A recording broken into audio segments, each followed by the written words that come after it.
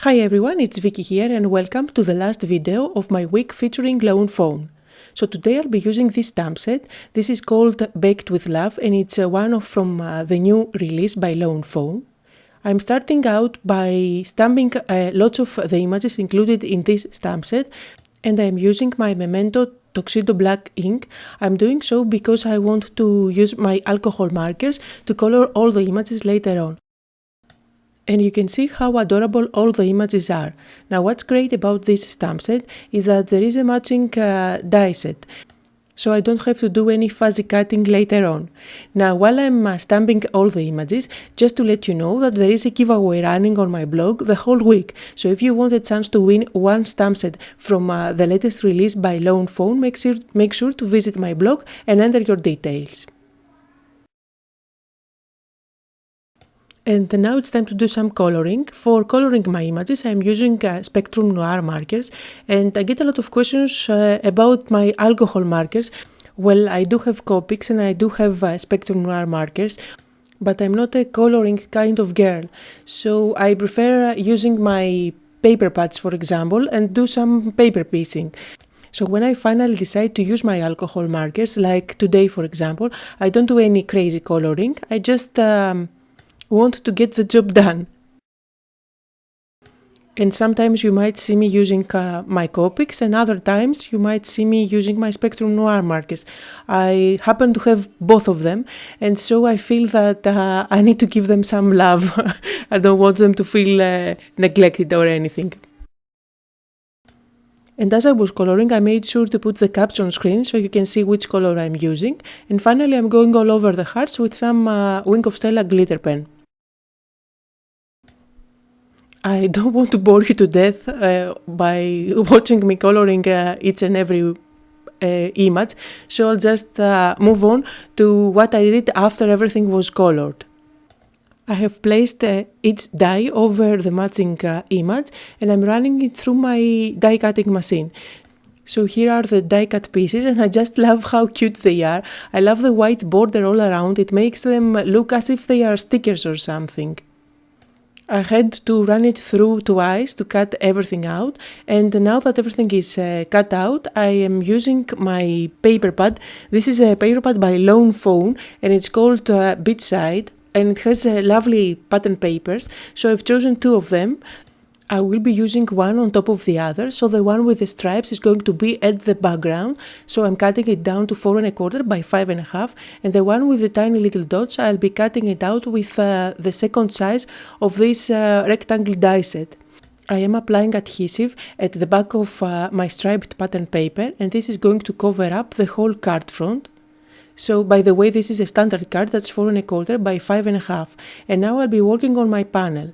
I am going to add foam adhesive at the back of each image to add some dimension. For my spoon there, I'm going to add it inside the bowl, and that's why I'm using my craft knife. This is a craft knife by Fiskars, by the way. I get a lot of questions about it, and I just love it because it's very easy to use. I will place each image as if it's falling inside the bowl. So I'll just continue adding foam tape at the back of my die cuts and sticking them down. As always, there is a full list of supplies, and you can find it either just below the video in the description area if you are watching on YouTube, or if you visit my blog.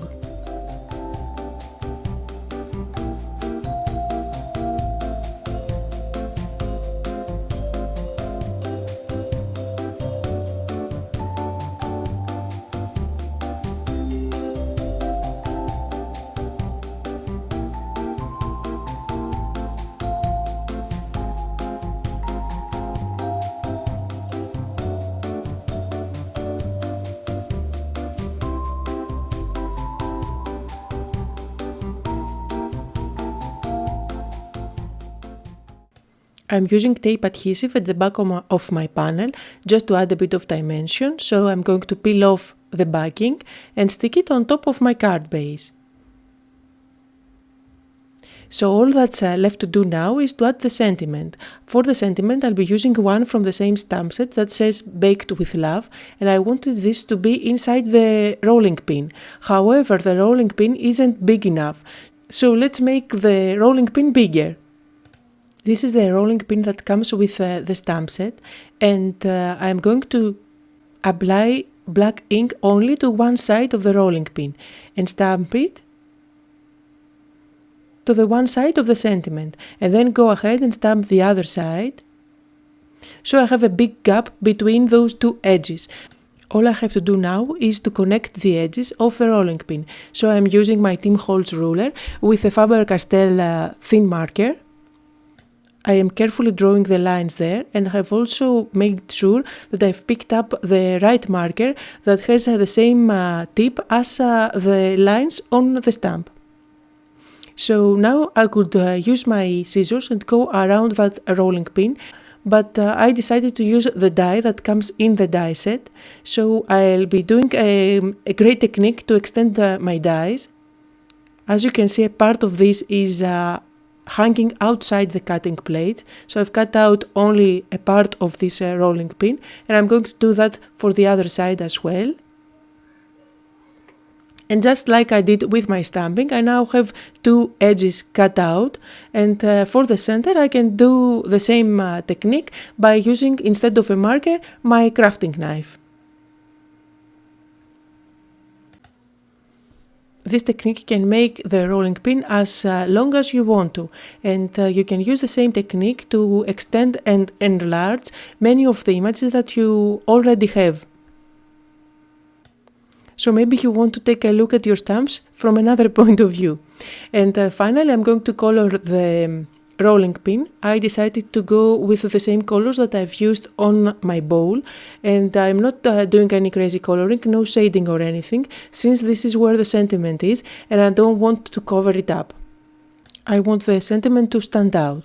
So finally I'll be adding some tape adhesive at the back to make it pop, and I'm going to stick it at the very bottom of my card.